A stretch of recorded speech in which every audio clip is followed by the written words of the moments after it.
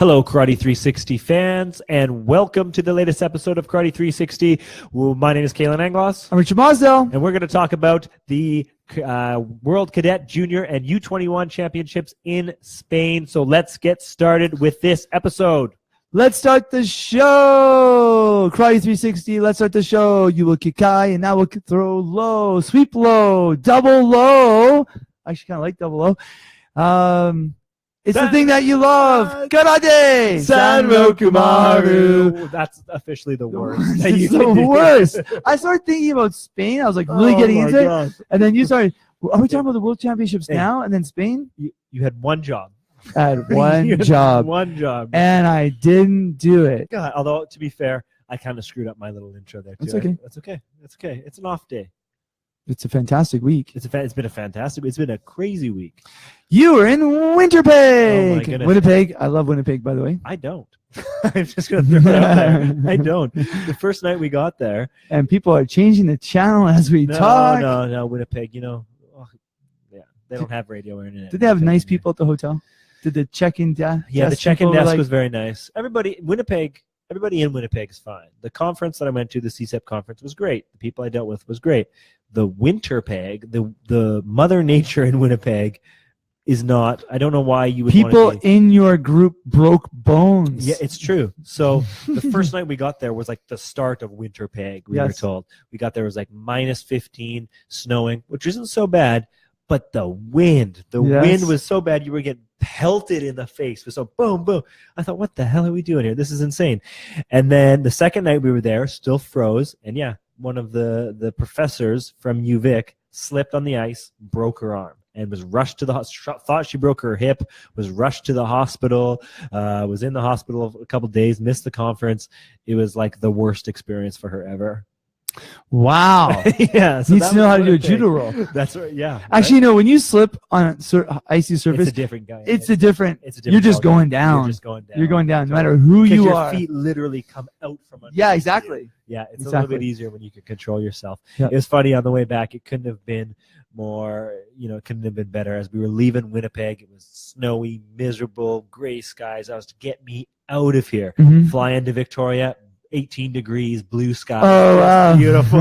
I'm home. This is where I should be. Lotus land. That's right. Why did we even leave? West Coast, Best Coast, right? So, yeah, Winnipeg was interesting. The conference was great. The presentation on the karate research was great. I think we got some new karate fans. We got some new Karate 360 fans. Hello, new Karate 360 Shout fans. out to Eric. He said he was going to be listening to us. Eric from the UBCO. How you doing, Eric? Okanagan. Hopefully he's listening to this episode. I told him about us. So right on. There you go. A lot of people, like the fact that karate research is being done on karate athletes. A lot of them didn't know that karate is the newest in the Olympics. They thought it was already in. They said, well, haven't I? Everyone always says it. It's already in there. Haven't I already seen it on the Olympics? And no, you probably saw Taekwondo and thought it was karate, or maybe judo. But that's all right. But now they know, and I think a lot of people are new converts day by day, week by week. That's right. So it was really good. What was your best question from your academic audience? The best question that I got, based off the fitness test that I put on, that was the research I was presenting. The best question I got was one of the professors, I'm not exactly sure where he's from, he asked, what did this do? Like, what did we gain from the sport? What did this give the sport that we didn't already have before? I said, well, we have like a standardized fitness test. He said, well, no. You have fitness in your sport. I know you do. You guys train fitness. There's all this kind of stuff. You have fitness. What did this bring to the sport? And I thought, damn, that's a good question. Like, I had to think about it for a second. I thought, well, so eventually what we're going to get with all this data is we're going to have, numbers to show that this is where you should be in terms of your fitness standards for a provincial level, for a national level, and that kind of thing. So we're going to have those cutoff scores. And he said, that's it. That's what you brought to the sport, is you now have standards that these athletes are supposed to reach. I said, okay, so that was good. I thought that was a really good question, though, because when you're in it, like I'm in it and just going for it, you don't really realize, well, what exactly am I giving you the sport? Totally. Because right now, I'm kind of being selfish. I just want all the data for myself and to help put this whole thing together and help, Karate BC more and Karate Canada more specifically improve. I didn't really think about it, what I'm giving to the sport. So I thought that was a good question. That's awesome. Yeah. No, but it's always the guiding principle has always been there. Yeah, for sure. Absolutely. Because you were creating something as a service to help others Yes. without worrying about how you're going to monetize it for yourself. Totally. And that's still the case.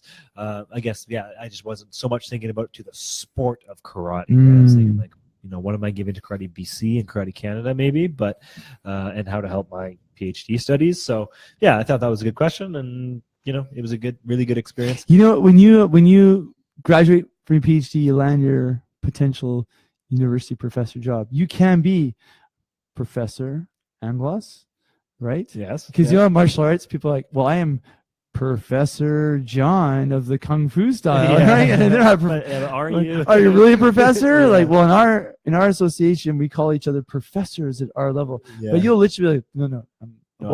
I'm the associate professor, and then you can call me professor. Well, I'll just say professor. Professor. Just Yeah, make it easy. exactly. Yeah. So no, the conference was really good, and then like I was telling you before, coming back, it was Boxing Canada that then just got a hold of me. I mean, we have been in conversations before, and they want to do pretty much the whole fitness test thing with the boxing athletes as well. So that starts up in a couple weeks, and going back at it again. That's awesome. Yeah. So lots of stuff going on. It's a busy, crazy week. The neat thing is one of the BC team members who's in a business course, university business course, came in yesterday with a bunch of people from one of his classes. Okay. And it was on business leadership was the class. So they wanted to ask me questions about business leadership in different, what I'm doing now with running the club. Sure. And what should you do if you're in an organization and you're just starting out? I said, what I thought worked well based on like trial and error is that A, you be the most consistent worker and the hardest worker at that level.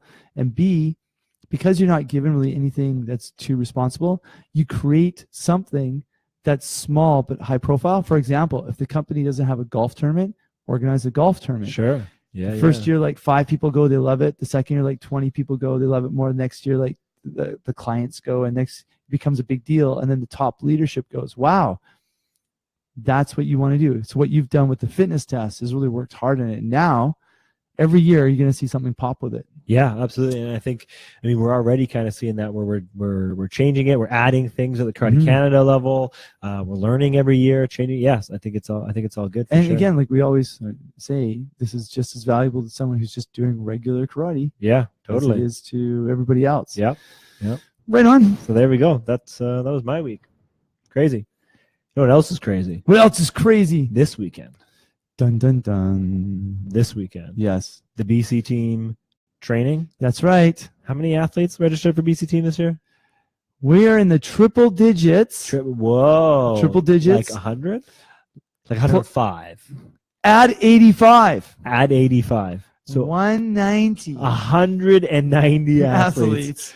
That's insane. That is just what used to be 75 to 100 trying out with like 80 to 90 going to nationals. Last year we opened it up.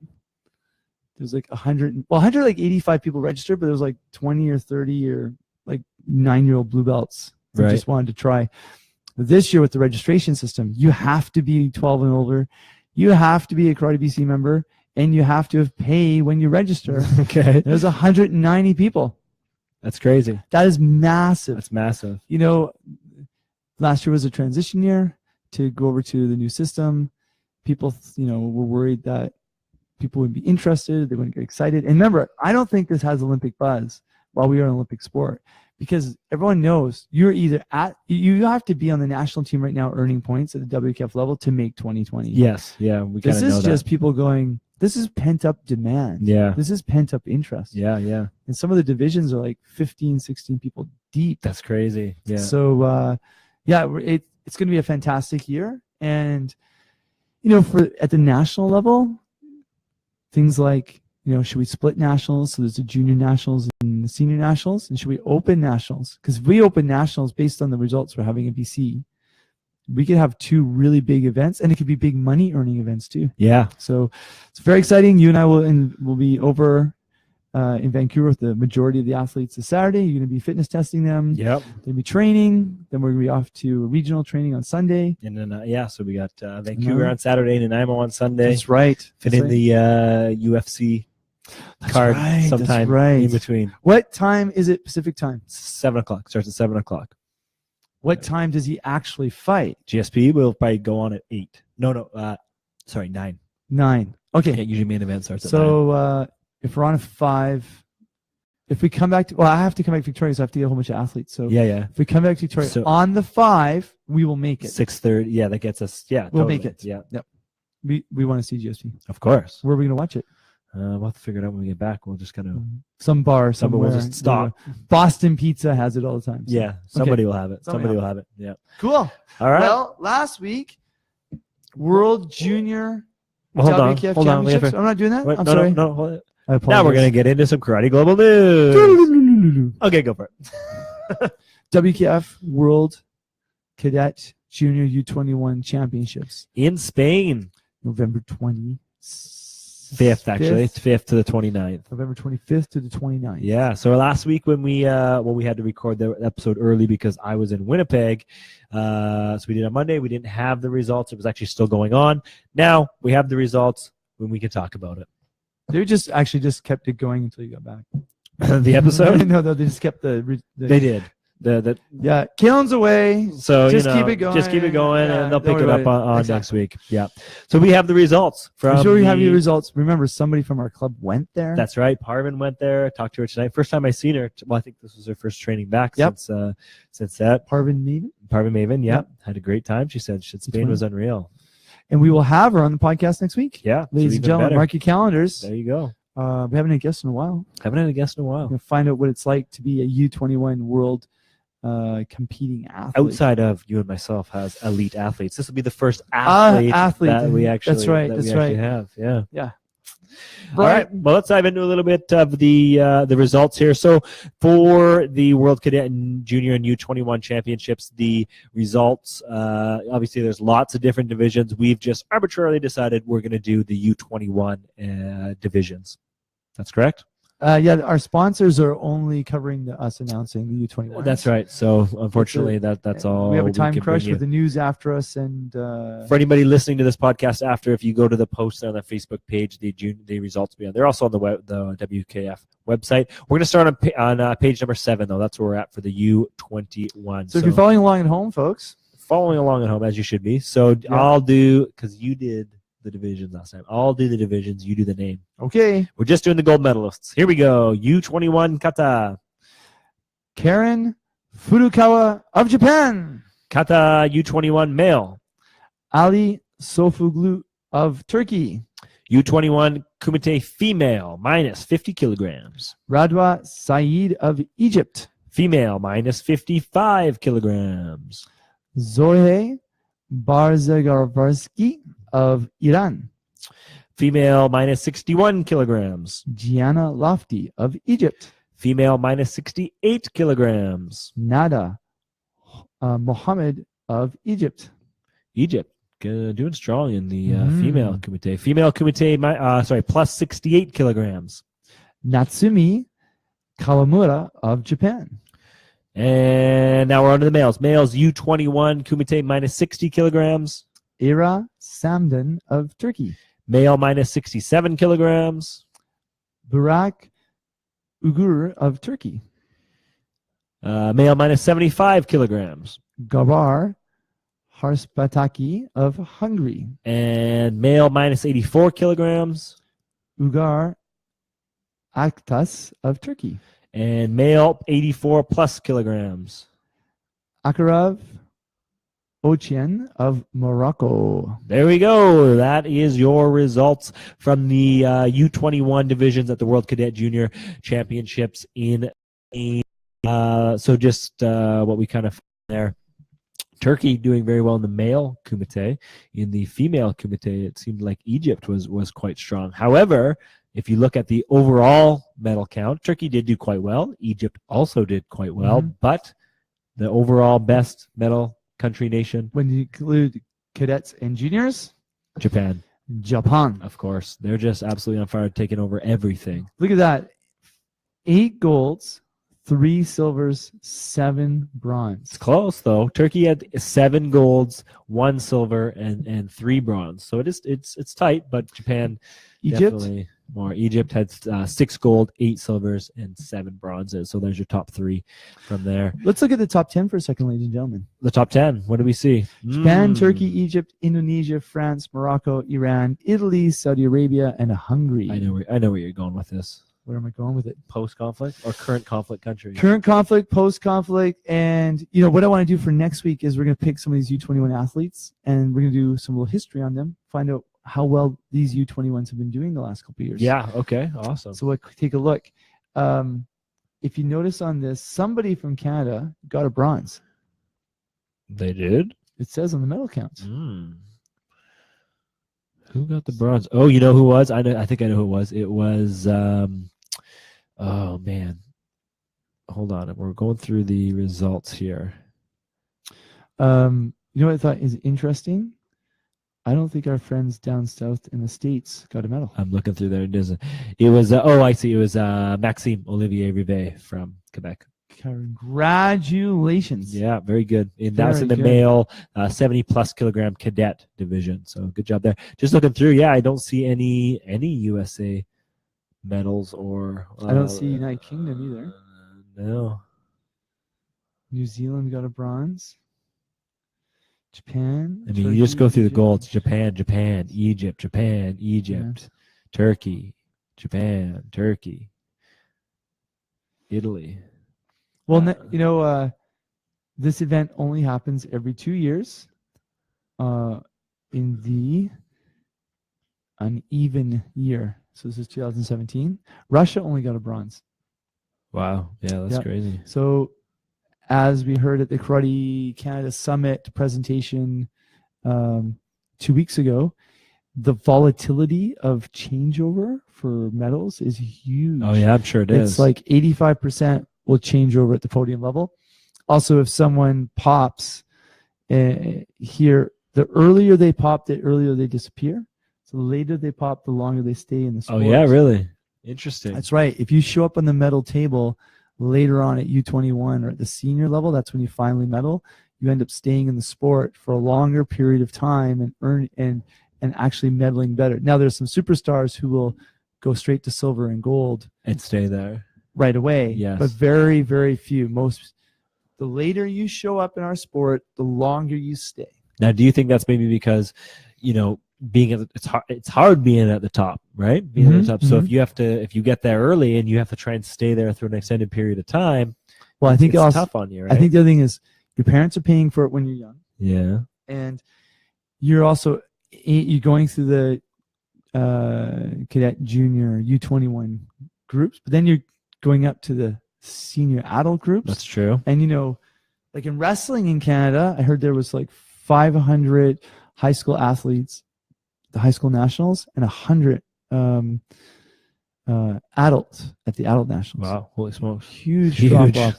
And then we just see that in our club where we've got people who are competing as a high school student. Then when they go to university or getting ready for it, they drop out, as they're transitioning. So it's very interesting. Actually, we'll get Craig Devlin, one of the national team coaches who did the study, who's one of the instructors here at the club.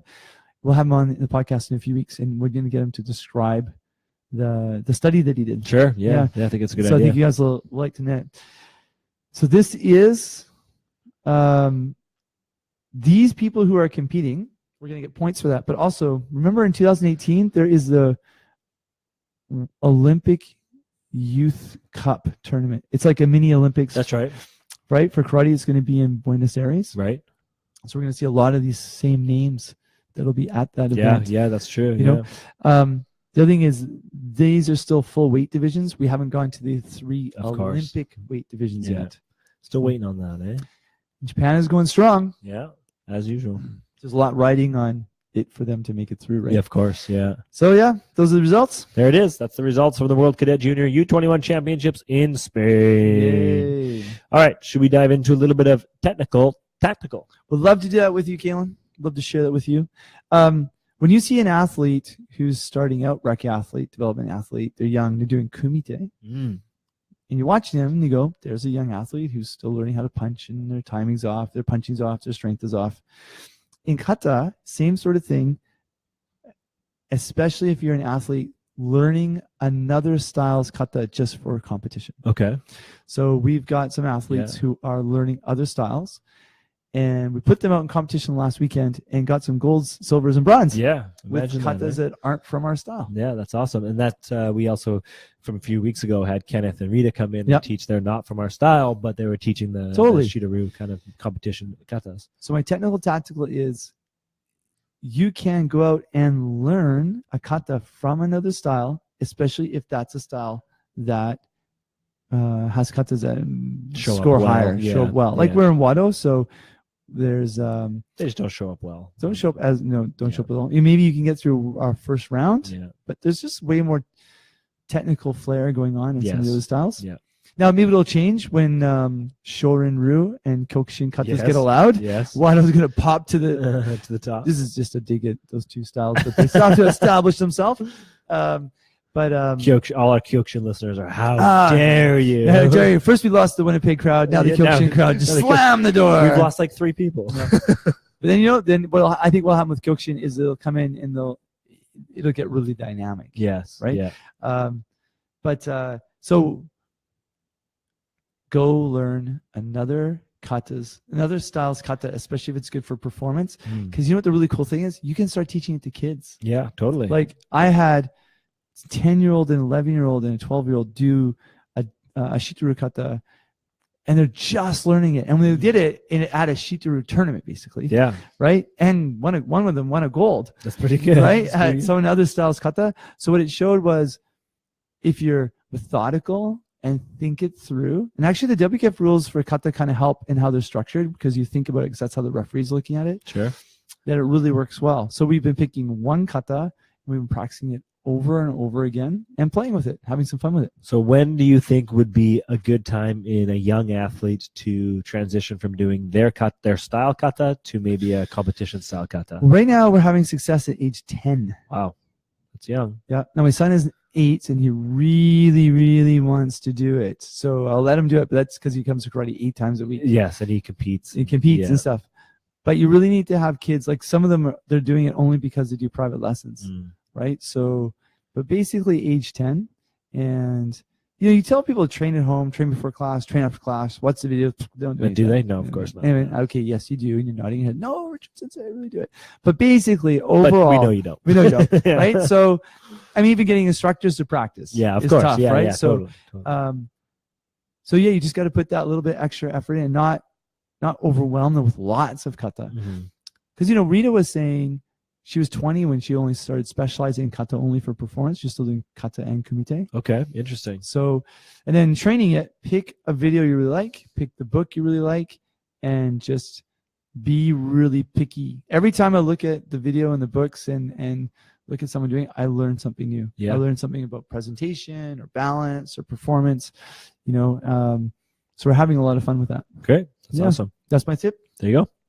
All right, let's get into a little fitness training tip of the week. That's mine. So at the Canadian Society for Exercise Physiology Conference last week, one of the takeaways for me, now they were obviously not talking about karate, but I think this applies to karate. But what the presentation by Dr. Michael Joyner was at one of the symposiums, one of the keynote talks, was saying that a little goes a long way. So what he was trying to say is a little bit of inactivity or not exercising goes a long way in hurting your health, basically. But also a little bit of exercise goes a long way in improving your health. And I thought that was really good. And I also think it relates to karate, and it got me thinking, in training, a little bit extra, kind of what you were just saying, a little bit extra of training can go a long way into making a huge improvement in whatever it is, your kata or your kumite. But likewise, on the other side, a little bit of not training, I'll just skip this. I won't maybe try that extra. A little bit of non-training is not, it might not put you down, but it's not going to make you improve as you would somebody else who is training, right? That little go practice 1 or 2 times after class. Yes. Is huge. Just a little bit. Yeah. A little bit goes a long way. And I thought that was really awesome. So that was my fitness training. That's my fitness training tip of the week, is just add that little bit extra, whether it's in the gym, whether it's training in the dojo after class, before class, on your own. Go for an extra run. Go for a run if you don't run, whatever. Just a little bit extra can go a long way in improving your performance. That's really good. It's, you need little reminders like that to trigger. Yeah. Because, did you ever, when you were going through school, they said, review your class notes? Did you ever hear that? Like, you take all these class notes and you never look at them? Like, no. Spend 5 minutes a night and look at it, and you'll actually trigger a lot better long-term memory. Yeah. And I definitely remember it because my first couple years of my undergrad, I didn't do it. And I was just kind of joking around. But once I kind of learned how to actually learn, and I actually did review my notes, I just, like, my grades went straight up to like A's all around. Just took that extra little bit of time at the end to review those things instead of, trying to review everything before the exam or whatever, right? Totally. Makes sense. Yeah, that makes a lot of sense. You see people do that 1 or 2 extra cuts after class. They go spend just 5 minutes on the bag. We always keep the dojo open for that extra 30 minutes. Yeah. And you see, well, look at those people who are spending that extra 30 minutes just working out on their own, right? Yeah. Now, there's a thing. I don't think this is a proper scientific theory, but there was a thing I heard once coaching Canada was 2 people practice. 2 people attend a practice, so they're equal. Then at the next practice, one person doesn't come. So that person who did come gets a little bit better, learns a little bit more. You think that at the next practice, that person who missed one, they come back. So they came to the first one, missed the second one, came to the third one. They're only 1 practice behind, but actually they're 2. Yeah. Have you heard of that too? I've heard of a similar concept. It's a theory, right? It's a theory, yeah. So one of the things is, did they missing that one practice? Did they miss some experience? Did their body not as develop as much? Yes. Did their confidence go down? So when comes practice number 4, the person who missed number 2 should try and do 2. Yes. Because a little bit more, the person ahead of them could actually grow a little bit faster. Yes. It was very interesting. Yeah, you didn't just miss one. Like, you missed one, but the other person gained one. Exactly. So you take one away, they add one, you're down 2. You're down 2. Yeah. Now you're 2 behind. Yeah. And I see that, like, when we do little belt tests, some kids, like, we always tell them, like, we take the test, can't get upset if you don't pass. A lot of times don't pass because they miss several classes, even though they may have enough of the total record. But they missed the wrong set of classes when we were going over something that was really technical. A little bit goes a long way. There it is. Right on. All right. Well, bringing her home here a little bit on this episode of the Karate 360 podcast. Doing nice and well here. So we got some upcoming events, of course, this coming weekend. If you're listening to this on Monday, it'll have already happened. But what is it, November 5th? 4th and 5th is the BC team training and fitness testing. Saturday at the Richmond Olympic Oval. Sunday at Shima Karate in Nanaimo. Dojo in Nanaimo. Yep, and then also coming up, Saddle Cup, November Also, 18th. Kelowna is having a training. Kelowna's having training on Sunday, and so is Prince George, those guys up north. No, I have to read this before we go. Warren sent me a hello, Warren. Text today. This is funny. Yep. 1 second, let me bring this up. So they're doing obviously I can't make it up there to do the fitness testing. So they're doing the fitness testing on their own, and he was looking over that kind of thing. And this was his very technical and very scientific question that he sent me. He says, "We don't have a fancy jumpy smacky swingy thing. Can we instead do the chalky finger jumping method?" I love him. He's awesome. I said, "I really appreciate your scientific jargon. I can truly understand that. Yes, the chalky finger jumping method will work." You gotta ask if you can post it on Facebook or Twitter. Yeah, or something. It's hilarious. That's pretty funny. So, anyways, they're doing that on Sunday. Saddle Cup, November 18th in is that BCIT? Yep. And then November 25th, 26th is the final Series A, K1 Series A in Okinawa to finish off the year. Stop the presses. Breaking news, ladies and gentlemen. I forgot to tell you. Remember how they said 2018, as an official for the WKF, you had to go to 2 Premier League or Series A Premier League on 2 different continents? I remember, Richard, and I thought, man, that's easy. I know. Who's got an extra 80,000 US just kicking around to travel all over the world? Everybody. It's easy. Well, I saw this thing pop up from the WKF saying, please notice the requirements to attend the next WKF World Championships in Madrid in 2018, because remember, they had to move it from Peru. 2 Premier League events and 1 Series A championship in 3 continents. 3 continents? So if you have to do 2 Premier and 1 Series, you have to officiate on 3 different continents to qualify as an official for the WKF for the Worlds. That's blasphemy. For those officiating in the Shanghai Series A after the World Championships, the 8th and 9th December of 2018, please notice any of it. that it will count. That's Blasphemy. Amazing. You know why that is? Because they want them to have the most variety of experience. Because obviously some tournaments have a certain region of people come together. Well, I support that. I'm not going to do it, but I support it. By the way, you pay your whole way yourself. Is there any other way of training people? Like they've got webinars or something, right? I'm sure they do. Yeah, VR pretty soon. Exactly. And we don't have to leave. That's right. That's the idea. Just wanted to share that with you, ladies and gentlemen. All right. There we go. There you go. Anything else? Any other breaking news to share?